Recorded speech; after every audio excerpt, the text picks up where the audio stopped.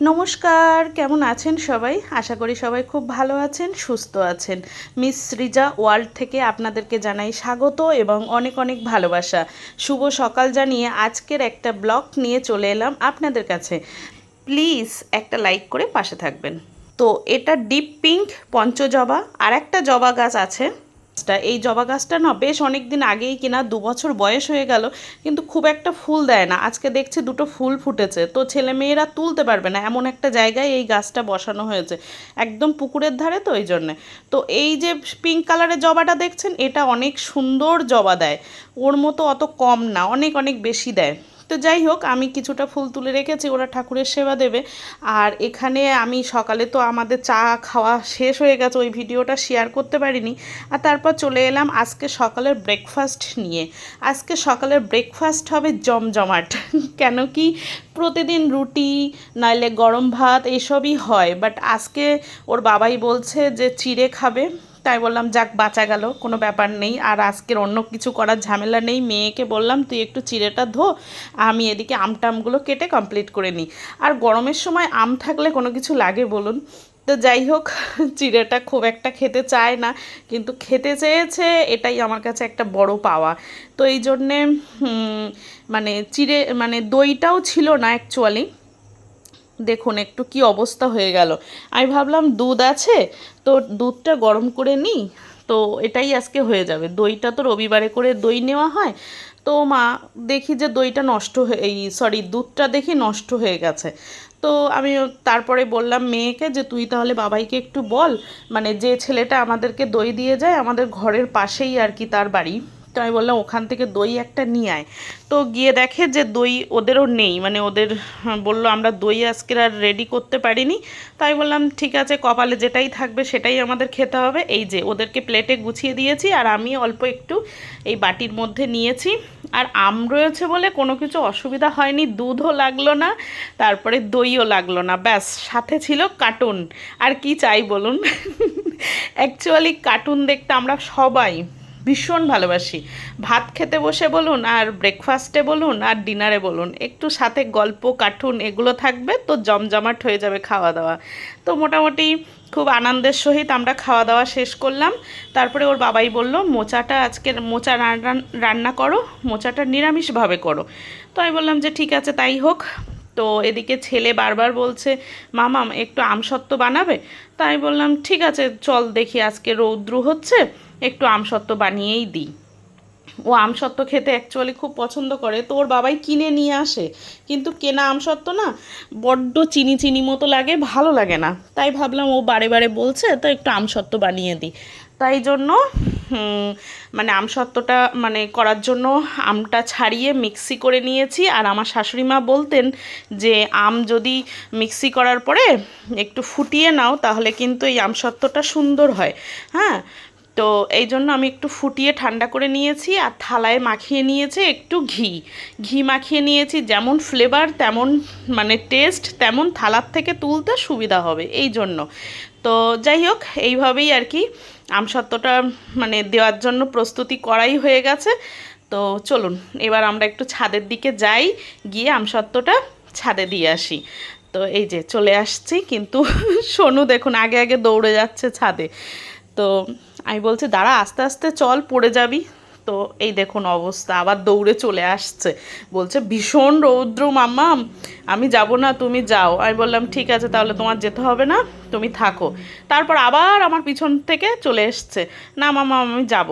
হ্যাঁ ঠিক আছে চলো বলে, এই যে দেখুন আমাদের এখনও মানে এই যে ছাদের ঘরের যে সিঁড়ির যে মানে ছাদ বা চাল বা টিন যেটাই দেওয়া হোক না কেন এখনও দেওয়া হয়নি। তো মানে ওই দেয়ালটার উপরেই আর কি আমসত্ত্বটা রৌদ্র দিয়েছি, প্রচুর রৌদ্র। তো সোনু তো পালাচ্ছে, আমি বললাম পালা তাড়াতাড়ি, এত রৌদ্র। তো এই দেখুন এসে পারি বসে গেছে সোফায়। এদিকে মেয়ে তো আর কি মানে এখনও এদের স্কুল তখন খোলেনি, হ্যাঁ মানে আমি বলছি তুই ঘর গোছাচ্ছিস, তো বলছে না তুমি ক্যামেরা করবে না। আমি বলছি ক্যামেরা করছি দেখ, তাই জন্য কাপড়টা মুখের মধ্যে দিয়ে মুখটা আড়াল করেছে। আর এটার অবস্থা দেখুন, ছাদে একটুখানি যেতে পারিনি, এদের শরীরের কি অবস্থা ভাবুন। মানে পুরো ক্লান্ত। আমি বলছি হ্যাঁ দিভাই গোছাক, আর তুই শুধু শুয়ে শুয়ে কাটা, জলগুলো ভর। তো বলছে ও আচ্ছা আমি কোনো কাজ করি না। আমি বলছি যে হ্যাঁ হ্যাঁ তুমি তো কাজ করো অবশ্যই। আর সত্যি আমার সোনু, আমার সৃজা সবাই খুবই কাজ করে, সবাই এমনিতে খুবই লক্ষ্মী সোনা। এরা আমার খুব লক্ষ্মী সোনা ছেলে মেয়ে। তো যাই হোক, এরা তো অ্যাকচুয়ালি ঘর থেকে অন্য কোথাও যাওয়ার কোনো চান্স নেই, যা করে ওই ঘরের মধ্যে।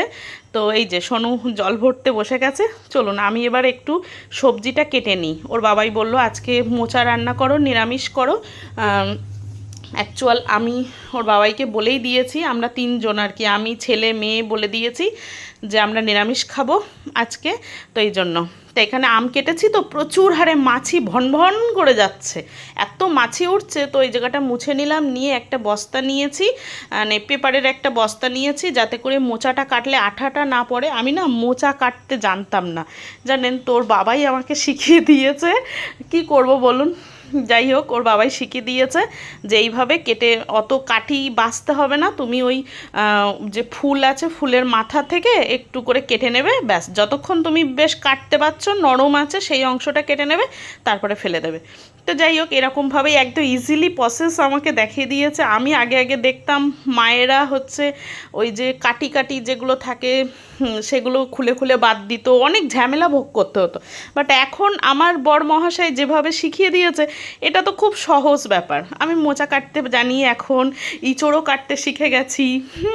আগে ইঁচড়ও কাটতে জানতাম না। যাই হোক, দেখুন কত ইজিলি আমার কাটা হয়ে গেছে। আর আলু কেটে নিয়েছি। মোচাটা অ্যাকচুয়াল ভালো করে ধুয়ে নেব, এর মধ্যে আলু দেবো না, মানে আলাদা করেই ধুয়ে তারপরে দিয়ে দেবো। এই যে একটু লবণ একটু হলুদ দিয়ে এটা সেদ্ধ বসিয়ে দেবো। আর দেখুন ওর বাবাই সকালবেলা ওঠার পরে বলছে মোচার কথা, তাই জন্য একটু গরম জলের মধ্যে আমি ছোলাটা ভিজিয়ে দিয়েছি, যাতে করে ছোলাটা তাড়াতাড়ি ভিজে যায়। তো হচ্ছে যে মোচাটা সিদ্ধ বসিয়ে দিই, আর এর উপরেই ছোলার বাটিটাও বসিয়ে দেবো, তাহলে ওটাও গরমের মধ্যে থাকলে সেদ্ধ হয়ে যাবে, তাই না? মানে ছোলাটা যদি রাত্রে ভিজিয়ে রাখতাম বা একদম ফার্স্ট সকালে ভিজিয়ে রাখতাম, তাহলে কিন্তু অ্যাকচুয়াল পরিপূর্ণভাবে মানে ছোলাটা একদম ফুলে যেত।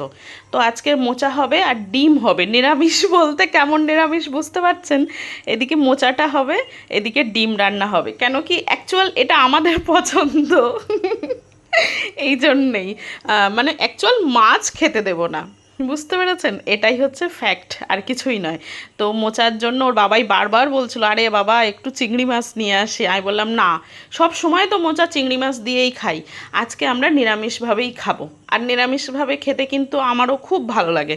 কার কি ভালো লাগে প্লিজ একটু কমেন্টে জানাবেন, তাহলে আমিও শান্তি পাবো। তো এই যে তেলের মধ্যে আদা, কাঁচা লঙ্কা, তেজপাতা আর দিয়ে দিলাম ছোলা, আর তারপরে দিয়ে দিলাম সেদ্ধ করে রাখা মোচা, দিয়ে জাস্ট একদম কষিয়ে নেব আচ্ছা করে। লবণ, হলুদ, জিরে গুঁড়ো, একটু লঙ্কা গুঁড়ো, তো তারপরে হচ্ছে ধনিয়া গুঁড়ো, তারপরে একটু চিনি, এগুলো দিয়ে বেশ ভালো করে কষাইতে থাকলাম। তো এরকমভাবে কষিয়ে একটু জল দিয়ে দিলাম, যাতে করে মশলাটা ভালো করে বেশ মিক্সড হয়। তারপরে এটা মানে বেশ একটু জল শুকিয়ে আসলে এদিকে ডিমটাও সিদ্ধ করে নিয়েছি, আর এদিকে জলও শুকিয়ে গেছে। তো এর মধ্যে একটু গরম মশলা আর ঘি দিয়ে রেসিপিটা কমপ্লিট হবে। তো ফাইনালি আজকে দুপুরের খাওয়া দাওয়া আমাদের এটাই হবে। দারুণ খাওয়া দাওয়া না? আমার তো ভীষণ আজকের পছন্দের খাওয়া দাওয়া আজকের। তো যাই হোক, যদি ব্লগটা আপনাদের ভালো লেগে থাকে প্লিজ একটা লাইক, একটা কমেন্ট, আর যদি নতুন বন্ধু হয়ে থাকেন যে ব্লগটা দেখছেন, যদি তার ভালো লেগে থাকে অবশ্যই একটু সাবস্ক্রাইব করে পাশে থাকা বেল আইকনটি প্রেস করে আমার পাশে থাকবেন, মিস সৃজা ওয়ার্ল্ডের পাশে থাকবেন। আর আমি সবাইকে জানাই সবাই ভালো থাকুন, সুস্থ থাকুন। আবারও সবাইকার সাথে দেখা হবে নেক্সট ব্লগে। টাটা।